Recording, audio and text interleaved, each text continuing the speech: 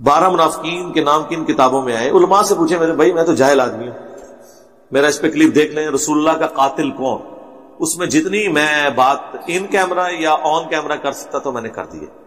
آپ صلی اللہ علیہ وسلم پر موت واقع ہوئی ہے، روح جسم سے الگ ہوئی ہے، اور پھر آپ صلی اللہ علیہ وسلم کو وہی احکام ہوئے جو میت کے ہوتے ہیں، آپ کو غسل دیا گیا، جنازہ نہیں پڑھا گیا آپ کا، اس لیے کہ اس کی علماء نے مختلف لاجک بیان کی ہے جنازہ کیوں نہیں ہوا۔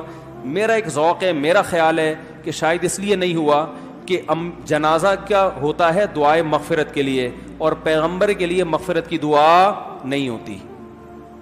کبھی آپ نے دیکھا ہے اللہ نبی کی مغفرت فرمانا؟ اس میں ایک توہین کا عنصر ہے کہ گویا نبی سے معاذ اللہ گناہ ہوئے ہیں جو مغفرت، نبی پر درود ہوتا ہے۔ قاتل چھپا دیے گئے تھے، نبی کا قتل حجرے میں ہوا، آج تک نبی کا قتل منبر سے نہیں پڑھنے دیا جا رہا۔ کہہ دیا کہ نہیں جی نبی طبعی موت مر گئے، معصوم تو طبعی موت مرتا ہی نہیں۔ طبعی موت وہ مرتا ہے جس کی طبیعت میں توازن برقرار نہ رہے، اور جس کا جسم پہ کنٹرول نہ ہو وہ کائنات پہ کنٹرول کیسے کرتا ہے؟ معصوم یا زہر سے یا تلوار سے۔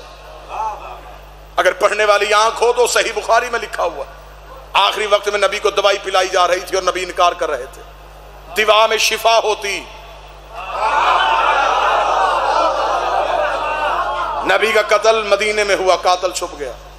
کیا نبی کا جنازہ ہوا؟ بے شک رسول کا جنازہ ہوا، امیر المومنین علی ابن ابی طالب نے پڑھایا، کیونکہ معصوم کا جنازہ ہمیشہ معصوم پڑھاتے، حجت کا جنازہ ہمیشہ حجت ہی پڑھاتے۔ صرف جنازہ نہیں، 3 دن تک رسول کی میت رسول کے حجرے میں پڑی رہی۔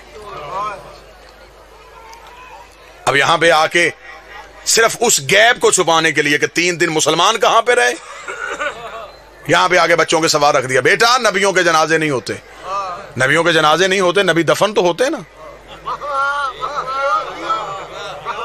بھائی، دفن تو ہوتے ہیں، تو جنازے میں نہیں تھے، تدفین میں کون کون تھا؟ دکھ لے کے اگر میرا کوئی اہل سنت بھائی ہے، میں نے پوری مجلس کسی کے جذبات کو ٹھیس نہیں پہنچائی، میں منت کر کے کہوں گا اگر یہ لوگ نبی کے جنازے میں نبی کے تکفین میں موجود تھے، پھر میں صحیح بخاری مسلم مشکات ترمذی سے وہ حدیث دکھانے کے لیے تیار ہوں۔ جب ایک بہت بڑے صحابی نے آ کے اپنی بیٹی سے پوچھا تھا، مجھے بتا نبی کو کتنی چادروں کا کفن ملا ہے؟ اگر وہ لوگ تکفین میں موجود تھے، بیٹی سے سوال کیوں کیا گیا؟ 3 دن تک مسلمان غائب رہے سقیفہ بنی سعدہ میں حکومت کی تشکیل دینے میں، لوگ حکومت کی تشکیل دیتے رہے، اور 30 دن کے بعد مولا امیر المومنین گئے، احتجاج تبرسی میں حوالہ، 30 دن مولا امیر المومنین گئے، مولا نے جا کے سقیفہ میں اپنے نیزے کو گاڑا ہے، نیزے کو گاڑ کے مولا نے فرمایا تم نبی کے جنازے پہ کیوں نہیں آئے؟ انہوں نے کہا یا علی ہم حکومت بنا رہے تھے۔ فرمایا کیا کیا تم نے حکومت کا؟ کہنے لگا اسے وزیر بنا دیا ہے، اسے امیر بنا دیا ہے۔ امیر المومنین کا خطبہ ہے تاریخ کا، امیر المومنین نے کہا اچھا تم نے علی کے فیصلے کو ترجیح نہیں دی؟ انہوں نے کہا یا علی یہاں اجماع امت زیادہ تھا۔ علی نے کہا جتنا بھی زیادہ تھا کیا تم میں کوئی کعبے میں آیا تھا؟ نہیں یا علی کسی نے رسول کی زبان چوسی ہو؟ نہیں یا علی کوئی نبی کے ہاتھوں پہ پلا ہو؟ نہیں یا علی کسی نے دعوت ذوالشیرہ میں کھڑے ہو کے نبی کی تائید کی ہو؟ نہیں یا علی کسی نے بت توڑے ہوں؟ نہیں یا علی کسی نے ہجرت کی ہو؟ نہیں یا علی کوئی مدینے میں رسول کے ساتھ چلتا رہا ہو؟ نہیں یا علی کوئی فاتح خیبر ہو؟ نہیں یا علی کوئی کل ایمان ہو؟ نہیں یا علی کوئی یعصوب الدین ہو؟ نہیں یا علی کوئی قائد غر المجلین ہو؟ نہیں یا علی کوئی فاتح درین ہو؟ نہیں یا علی کوئی نقطہ بائے بسم اللہ ہو؟ نہیں یا علی کسی نے انگوٹھی دے کے ولایت خریدی ہو؟ نہیں یا علی کسی کے دروازے پہ تارا کمی بن کے آیا ہو؟ نہیں یا علی کسی کی بطول جیسی بیوی ہو؟ نہیں یا علی کسی کا حسن جیسا بیٹا ہو؟ نہیں یا علی کسی کا حسین جیسا بیٹا ہو؟ نہیں یا علی کسی نے نبی کے ہاتھوں اپنا اعلان ولایت کروایا؟ نہیں یا علی اتنا کہنا تھا یا علی گھوڑے کی زین میں بیٹھے، علی نے نیزہ سقیفے سے اکھاڑ کے کہا تم جتنے بھی زیادہ تھے میں تمہیں کہہ دوں میں بھی نکاح سے، میرا باپ بھی نکاح سے، میرا دادا بھی نکاح سے، ہم نکاح والوں کے بیٹے ہیں، گناہ والوں کے بیٹے رہے۔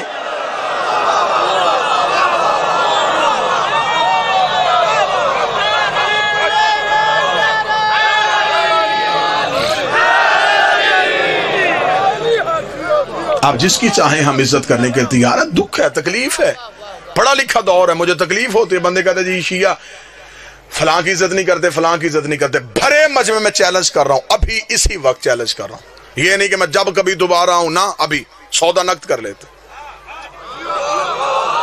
جس کی عزت کروانا چاہتے ہو تم مجمع سے نام لو، میں ممبر سے کردار پڑھتا ہوں. بابا جی ٹھیک ہے. اگر کردار عزت کے لائق ہوا تو عزت کرتے. یہ تو غلط بات ہے کہ آپ اپنی کتابیں بھی نہ پڑھیں.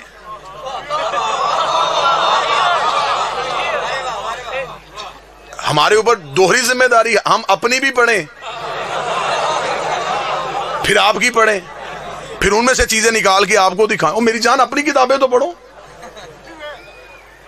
معیار کیا ہے؟ دیکھیں قطن یار، ہم شیعہ اتنی محبت کرنے والے لوگ ہیں، جو گھوڑا نبی کے بیٹے سے وفا کر گیا، ہم آج تک اس کی شبیہ بنا کے چوم رہے. کیا یہ محبت کی علامت نہیں؟ تو یہ ہو سکتا ہے کہ کوئی بندہ نبی کی اولاد کے کام آیا ہو، ہم اسے نفرت کر کے ہم نے جہنم میں جانا ہے؟ جی ہم صحابہ کی عزت نہیں کرتے. میرے اہل سنت دوست بھائی بیٹھے ہوئے ہیں، کون کہتا ہم صحابہ کی عزت نہیں کرتے؟ ہم حضرت بلال کی عزت نہیں کرتے، ہم حضرت سلمان کی عزت نہیں کرتے، ہم عمار کی بات نہیں کرتے، ہم حذیفہ کا ذکر نہیں کرتے. کیا یہ صحابی نہیں؟ پھر ہم اعتراض کرتے کہ آپ ان صحابیوں کی بات کیوں نہیں کرتے؟ ہم مجبوری پتہ ہے، کیونکہ ان کی ہر بات میں علی کی بات ہے. معیار کیا ہے؟ صحابیت کا معیار کیا ہے؟ نبی کے پاس بیٹھنا صحابیت ہے. پھر اگر نبی کے پاس بیٹھنا صحابیت ہے تو پھر تو ابو لہب بھی بیٹھتا تھا. میں باتیں تلخ تو نہیں کر رہا. آپ ہمیں بتائیں کہ صحابیت کا معیار کیا ہے؟ مجھے بتائیں. میری سمجھ میں نہیں آتا کہ مدینے سے نکلنے والا بھی صحابی، نکالنے والا بھی صحابی، قتل کرنے والا بھی صحابی، قتل ہونے والا بھی صحابی. معیار صحابیت کیا ہے؟ طے کر لیتے ہیں، قانون بنا لیتے ہیں. شیعہ سنی جھگڑے دیہاتوں سے ختم ہوتے ہوتے شہروں تک چلے جائیں گے. یہاں سے یہاں تم بل پاس کرو، پارلیمنٹ ہاؤس تک بل پاس کروا لو. ہم شیعہ سب سے پہلے دستخط کرنے کے لیے تیار ہیں. ہم سے قرآن کے حاشیے پہ دستخط کروا دو، ہم لکھنے کے لیے تیار ہیں. جو بھی مسلمان کلمہ نبی کا پڑھے گا، کسی صحابی کو برا کہے گا، وہ کافر، وہ جہنمی، وہ مرتد، اسے پھانسی، اسے سزائے موت. جو صحابی کو برا کہے اسے ملعون سمجھا جائے گا، جو صحابی کو برا سمجھے اسے جہنمی کہا جائے گا. اگلا قانون بھی تمہیں ماننا پڑے گا، جو برے کو صحابی کہے اسے بھی ملعون کہنا پڑے گا. شیعہ مرتا مر جاتا ہے، یزید کو رضی اللہ نہیں کہتا. ایک لمحے کے لیے گھروں میں بیٹھ کے سوچو کہ اسلام تمہیں کیا دے کے گیا ہے. کوئی مسلمان یہاں ہاتھ رکھ کے نماز پڑھا، کوئی یہاں ہاتھ رکھ کے پڑھا، کوئی یہاں ہاتھ رکھ کے پڑھا، کوئی کھول کے پڑھا. جو یہاں ہاتھ رکھ کے پڑھا اسے پوچھو یہ کیا؟ جی رسول یہاں ہاتھ رکھتے تھے، یہ رسول یہاں رکھتے تھے، یہ رسول یہاں رکھتے تھے، یہ رسول ایسے پڑھتے تھے. یہ کام دن میں نبی 5 دفعہ کرتے تھے.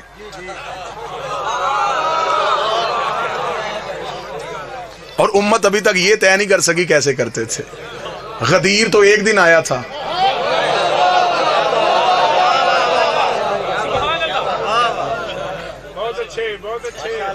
آؤ ضدیں چھوڑو، بحثیں چھوڑو، آل محمد کے دروازے پہ آؤ. ان سے بڑا کائنات کا بادشاہ کوئی نہیں ہے. نبی کے بعد وسیلہ یہ ہے، نبی کے بعد ہدایت کا سارا سلسلہ ان کے پاس ہے. کہتے جی نہیں، رسول کے جنازہ، نبیوں کا جنازہ نہیں ہوتا. چل نبیوں کا جنازہ نہیں ہوتا. چند دن گزرنے کے بعد اس نبی کے گھر سے دوسرا جنازہ اٹھا، وہ نبی کی بیٹی کا جنازہ تھا. 75 یا 90 دن کی روایت ملتی ہے، یا 75 دن زندہ رہی یا 90 دن زندہ رہی. بیٹی رسول کی عمر مبارک کتنی تھی؟ جتنی کربلا میں حسین کے اکبر کی عمر تھی. یہ عمر تھی میری شہزادی کی جب دنیا کے دکھوں سے کنارہ کر کے گئی ہے محمد کی بیٹی. چل مسلمان نبی کے جنازے پہ نہیں آ سکے، رکھ مولوی کے سر پہ قرآن، مجلس سے جائے کلمہ نبی کا پڑھتا ہے. تجھے رسول کی عزت کی میں قسم دے رہا ہوں، کلمہ نبی کا پڑھتا ہے. جا کر ریسرچ کرنی شروع کر دے، مولوی کے دروازے کھٹکھٹا. نہیں آئے تھے مسلمان نبی کے جنازے پہ، بتا زہرا کے جنازے پہ کتنے مسلمان.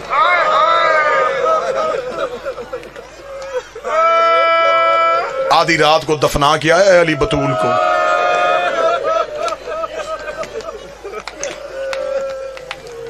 اب ہم کیا کریں؟ ہم درد پڑھیں گے، مر جائیں گے. شیعہ ساری رات علی زہرا کی قبر پہ بیٹھ کے قرآن پڑھتے تھے. تلوار نکالی ہوتی تھی، ایک ہاتھ میں قرآن ہوتا، ایک ہاتھ میں تلوار ہوتی. ایک دن حسین نے جا کے کہا بابا میری ماں کو تلاوتوں کی محتاج ہے. فرمایا قرآن پڑھنے نہیں آتا، اونچی آواز میں اس لیے پڑھتا ہوں انہیں پتا چلے علی قبر پہ پہرا دے رہا. کیا یہ غریبی نہیں تھی میرے بادشاہ علی کی؟ بچپن کا حسین بابے کے قدموں میں گر گیا، رو کے کہتا بابا اب تو میری ماں نہیں روتی، اب تو میری ماں جگیر نہیں مانگتی، اب میری ماں کو کیا ڈر ہے؟ فرمایا جو آگ لے کے دروازے پہ آ گئے کہیں بیل چلے کے زہرا کی قبر پہ نہ آ جائے.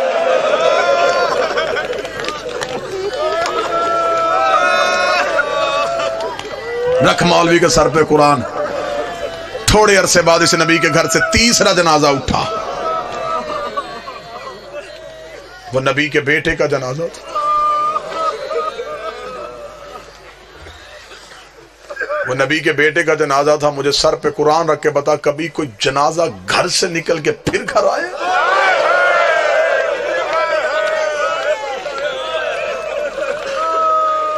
یہ پہلا جنازہ ہے کائنات کا جو گھر سے نکلا ہے واپس گھر آئے. 70 تیر نکالے ہیں بہن نے بھائی کے جنازے سے. میں نے پڑھ دیا، آپ نے سن لیا. 70 تیر نکالے ہیں زینب نے حسن کے جنازے سے. بسم اللہ. واجب الاحترام قابل صد احترام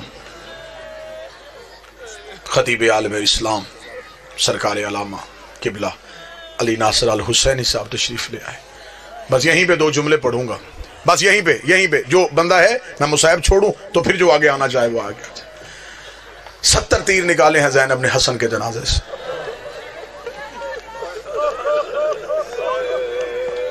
حسین نے اکبر کے جگر سے ایک برچھی نکالی تھی. جس نے سینے پہ ہاتھ نہیں مارا اس نے اپنے آپ کو امیر سمجھا. حسین نے اصغر کی گردن سے ایک تیر نکالا تھا، زینب نے 70 تیر نکالے. آخری تیر بھائی کے جنازے سے نکال کے زینب رو کہتی حسین ایک دفعہ مجھے نانے کی قبر پہ لے کے جا.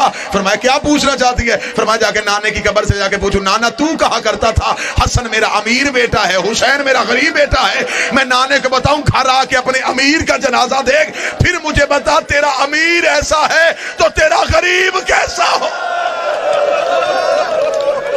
انہوں نے تیرے امیر کی یہ حالت کی ہے تو تیرے غریب کی کیا حالت؟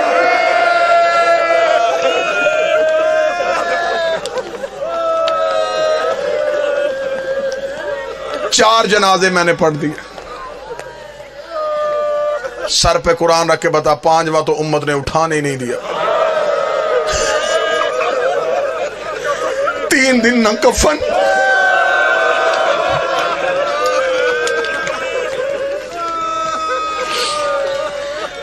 اپنی اپنی لاشیں دفنا کے چلے گئے. حسین کی لاش کربلا کے جنگل میں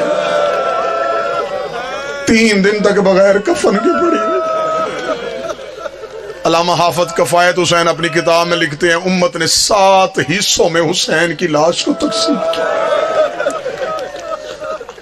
کسی کے ہاتھ حسین کا امامہ آیا، کوئی حسین کی عبا اتار کے لے گیا، کوئی حسین کی قبا اتار کے لے گیا. ایک کمینے نے سید کے کمر بند پہ ہاتھ ڈالا، حسین کی میت کانپی. آواز آئی حیا کر میری لاش پہ میری بہنوں نے آنا، شرم کر میری لاش میں میری بیٹیوں نے آنا. ایک کمینہ ان میں سے وہ ہے جس میں آج بھی زیارت ناہیہ میں میرا 12واں لہو رو کے لعنت بھیجتا ہے. بابا شرازی سید مجھے معاف کر دینا، یہ کمینہ وہ ہے جس نے حسین کی انگوٹھی اتاری. آج بھی میرا 12واں پردے پہ لعنت کرتا ہے. کوئی نرم دل شیعہ بیٹھا مجھے معاف کر دینا، اس ملاؤں نے حسین کی انگوٹھی اتاری ہے. یہ خود کہتا ہے کہ جب میں حسین کی لاش پہ پہنچا کوئی حسین کا امامہ لے گیا تھا، کوئی حسین کی عبا لے گیا تھا، کوئی حسین کی قبا لے گیا تھا. اس نے کہا میری نظر پڑی حسین کے ہاتھ پہ، حسین کے ہاتھ پہ انگوٹھی تھی. میں نے سوچا مدینے کا شہزادہ ہے، انگوٹھی اس کی قیمتی ہوگی. یہ کمینہ کہتا مجھے جلدی تھی، میں نے خیموں میں جا کے مال لوٹنا تھا. میں جلدی حسین کے ہاتھ کے قریب آیا، میری میری ایک نظر خیمے پہ تھی، میں دوسرے ہاتھ سے حسین کی انگوٹھی اتار رہا تھا۔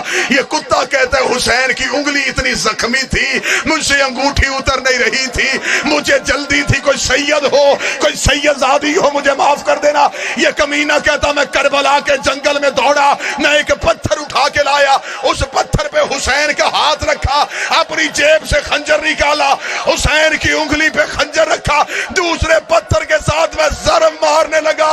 ایک کالے برقعے والی بی بی کی چیخ آئی، آواز آئی تجھے انگوٹھی چاہیے مجھے بتا، میں اتار کے دے دوں۔ میں نے چکیاں پیس کے پالا، اور